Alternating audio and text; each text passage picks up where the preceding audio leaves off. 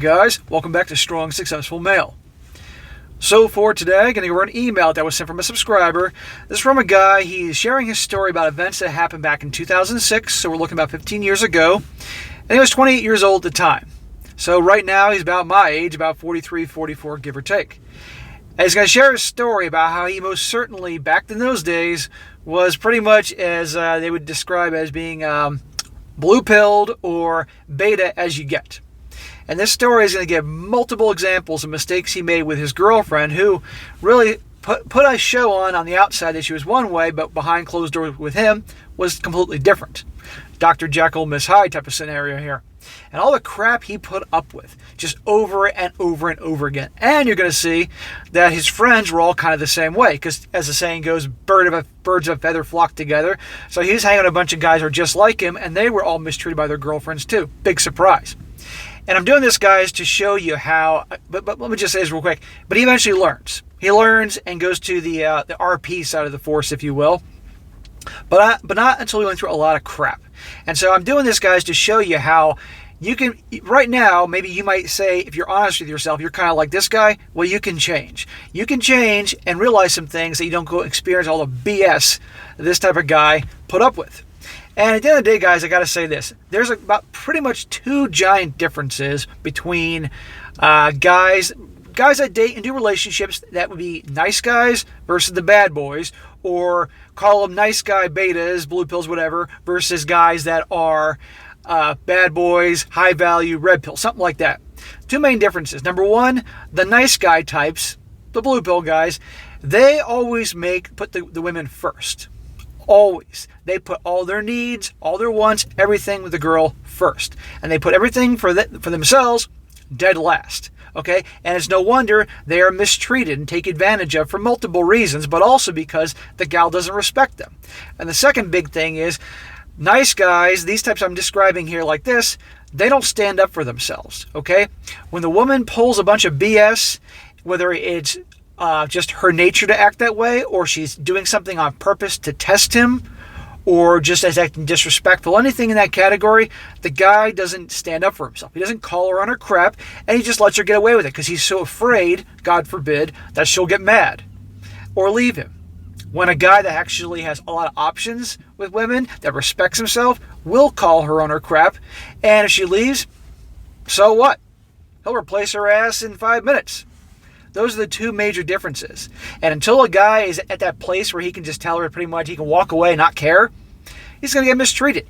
You got to stand up for yourself, guys. And nice guys never do that. The girl always comes first, and they never stand up for themselves. And women do not respect guys that don't stand up for themselves. They don't like weak men.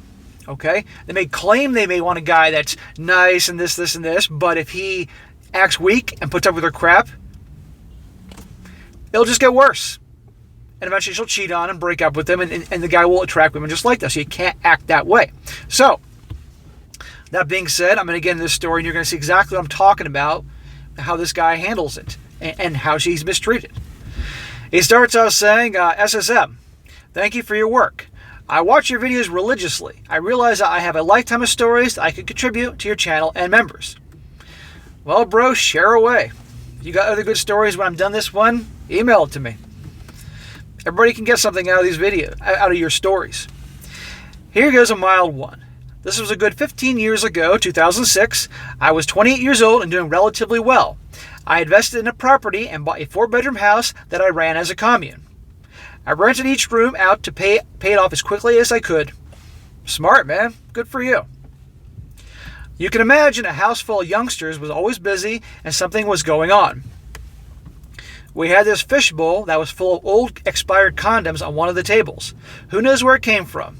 More often than not, we'd put those condoms on our big heads or made water balloons with them.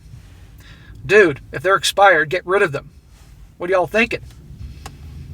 Yeah, that's funny. You can make water balloons out of them when you throw parties or something like that. Frat parties, whatever the hell you do. But you don't want to be drinking one night and have a girl over and just, I'll just grab one from the jar and it's 5 years old. Next thing you know, she's pregnant. My serious living girlfriend was going home to visit her family during a long weekend. I was looking for something in my sock drawer and found the bowl of condoms in there. I thought this was weird. Why has the bowl moved? A theory popped in my head, but it seemed unlikely. I took one condom out and tucked it in a sock and never thought about it again. My girlfriend arrived home a few days later and ran upstairs. She ran upstairs. What could she be running upstairs for? We heard a commotion going on. She was going ballistic. She slammed cupboard doors off their hinges, the mirrors on the bathroom cabinet doors shattering into pieces. Now hang on a second here. This is your house, and your girlfriend's disrespecting your place, smashing mirrors and all that stuff like that? Where does she get the nerve? Well, I'll tell you. Because obviously she knows you're the type of guy that she could do anything to, and there you go. Believe me, if she respected you and knew that you'd toss her out in a heartbeat if she got out of line like this, you think there'd be smashed mirrors or anything else, being doors knocked off their hinges? Oh, no, no. Little things you gotta pay attention to.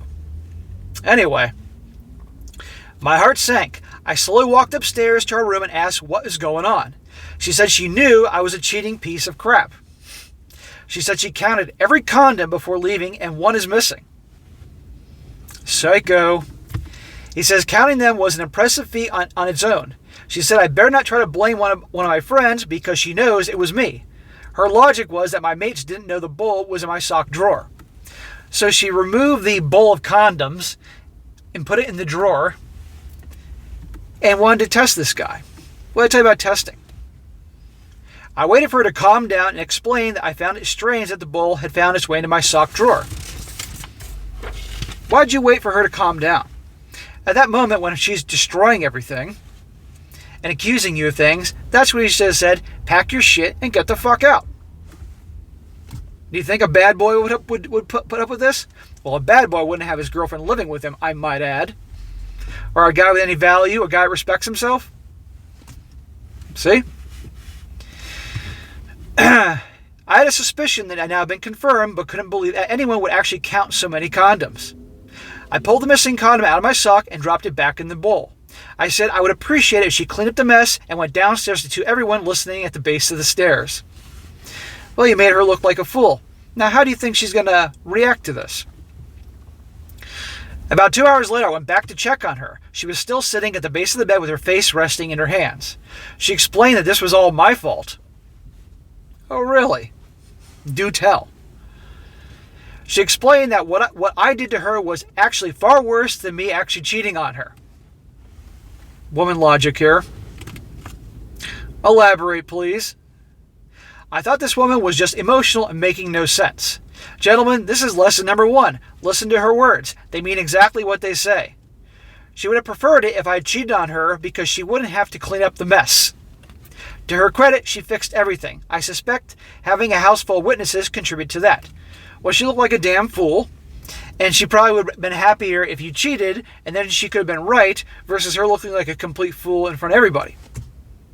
And again, dude, that's very nice that she fixed everything, but I noticed that there was no apologies there for her behavior. But why is she still there? Why are you still keeping her around? And he knows, because this is obviously years ago. He didn't know what he doesn't know now. He didn't know then what he knows now. He was weak. He was a beta.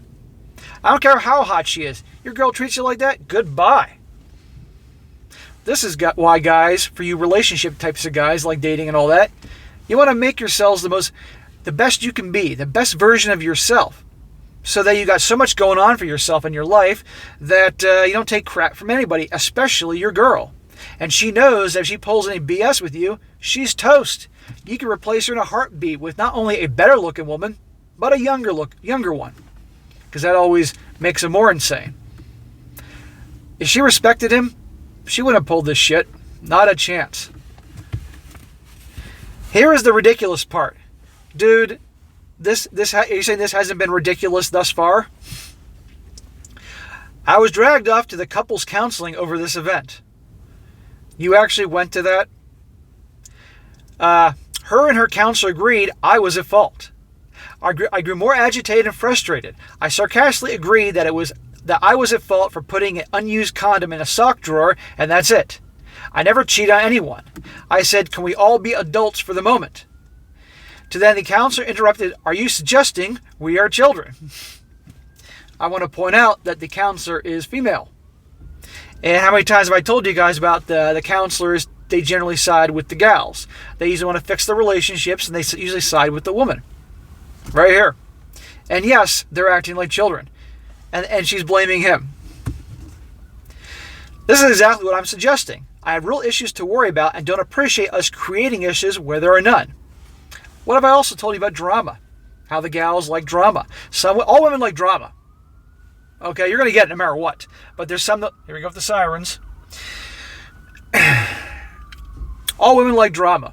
Some, a little bit. They get their drama by watching shows, those quote-unquote reality shows like The Bachelor and The Bachelorette and Paradise Island and that kind of crap. Or hearing the stories from their friends. And then others, they want to be in the drama. And they don't get enough drama, they get bored, they create it. This is what you get. And the nice guy puts up with it over and over and over again. And round we go.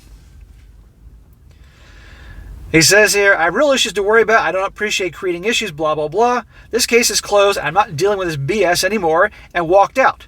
Good for you. Good for you for walking out. That's the most powerful thing a dude can do. Walk out. And this is now you're starting to shift from the nice guy into who you are today. I'm sure you learned a lot from that walking out, because generally nice guys don't walk out.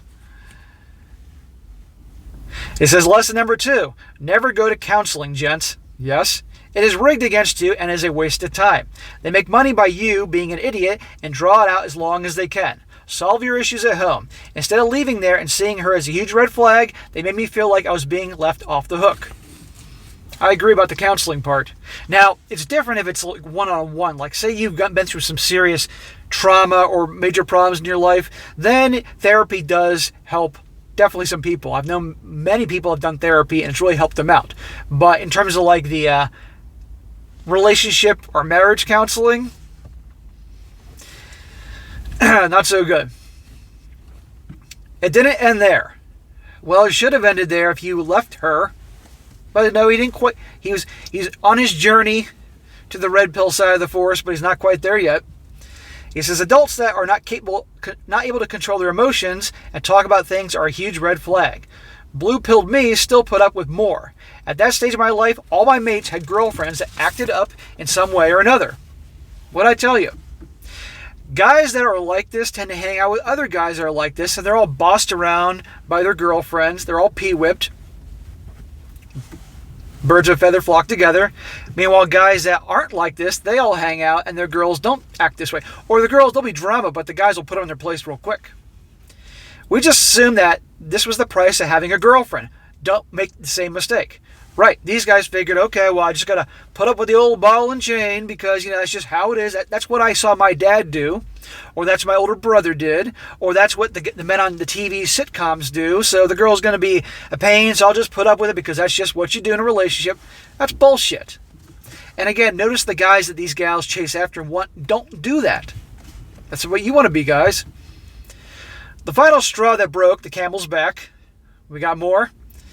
I was working full-time and studying part-time trying to get my master's before the age of 30.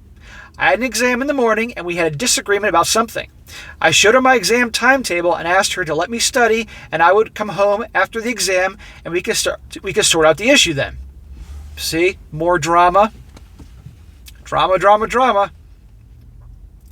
Sorting something out meant that you had to agree with her, else she would go just in circles forever. No, you don't. But that's what you thought back then. Remember, she's in your house. You should study in your house, and she can get her little ass out of your house. She would not let me study. I texted a friend who stayed close to me and went there to study, obviously switching my phone off. Again, jackass, you left your own house? Tell her to leave. I went from there and wrote the exam as I had promised and went straight home afterwards. I couldn't get in. She had changed the locks and locked me out of my own house. Cuckoo. She had called a locksmith and changed all the downstairs locks on a house that was used as a commune, a house that she did not own. She sat upstairs looking at me through a window with that look of, what are you going to do now? I'm kicking you out of your own house. If you don't cooperate, I'm calling your parents and making it their problem. Look at all this crap he's putting up with.